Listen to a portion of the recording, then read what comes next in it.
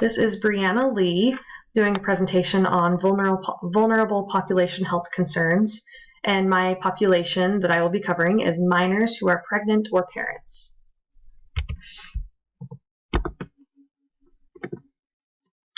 So minors who are pregnant or parents, teenage births have always been a concern in healthcare. They have always happened. They increase economic costs. Teen mothers are less likely to graduate from high school, and children of teenage mothers have increased risk of dropping out of high school and being unemployed as an adult, among other risk factors and other increased criminal activity. Some statistics for teenage births.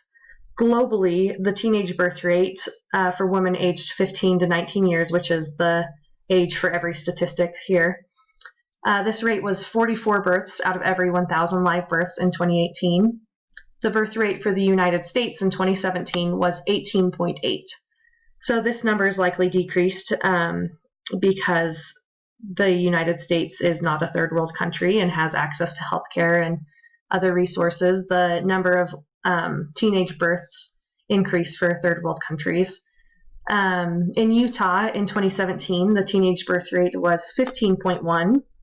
This number could be lower in Utah due to social and cultural factors from a highly religious influence in the state that discourages sexual activity. The teenage birth rate in 2017 in Davis County was 12.4 for every 1,000 live births, which was lower than the state, national, and international rate.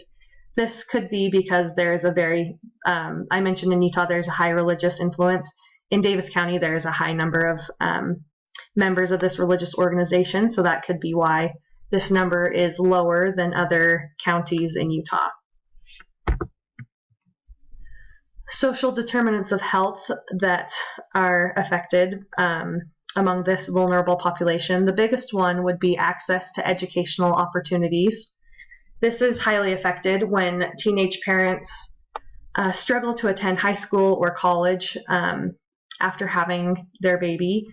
Especially teenage mothers, as I mentioned earlier, they are less likely to graduate from high school. Another social determinant of health is social support and social norms and attitudes. This could come down to pressure from society, friends, religion, family. Especially for teenagers, friends and culture have a very large impact on their lives, so this would be a big influence on them.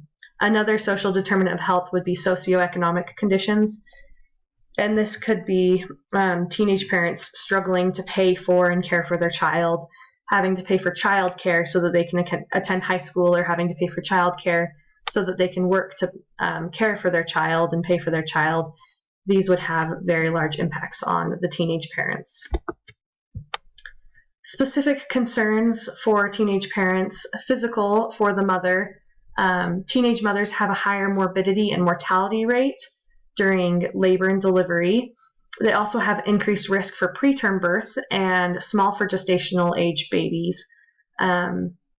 Another concern is psychosocial. As I mentioned, cultural and social pressure plays a very large part on teenage parents. They could also face pressure to decide whether to keep the child or place the child for adoption. And they could also struggle with mental illness, as I mentioned in another couple slides. Another concern would be economic. I mentioned they're less likely to graduate from high school. This impacts long-term employment opportunities, and that creates a bigger strain on government resources. So the root cause, the three that I determined from doing the 5 whys activity. The first one would be inadequate sexual education, which is determined by the government and by the states and is taught in school. Another root cause would be desire for sexual intimacy. I mentioned on the next slide about Maslow's hierarchy of needs, and sex is a basic need in the physiological tier of Maslow's hierarchy of needs. And the last one is lack of access to resources such as birth control. For these teenagers, whether that's because their parents won't allow them to have birth control or they're afraid to ask their parents, or they don't know where to go for it, or they can't pay for it.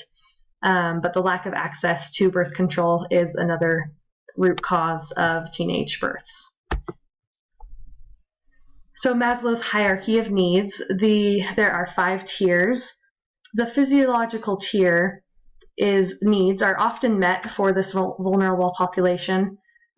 This includes food, water, sleep. Sleep is the one aspect of this tier that could not be met, as teenage parents, as all parents can attest, their sleep drastically decreases. That is the one that would be affected the most in the physiological tier. And the other tiers, safety, love and belonging, esteem, and self-actualization, these are often unmet. But that depends on the situation for the teenage parent. If they can meet these tiers, but they need a very strong support system and adequate resources to meet their needs. So when they don't, when they aren't able to meet their needs, this results in a low functioning level. They can face depression and low self-esteem as they are not meeting their esteem needs, fear as they're not meeting their safety needs, unemployment could bring physiological tier problems as well.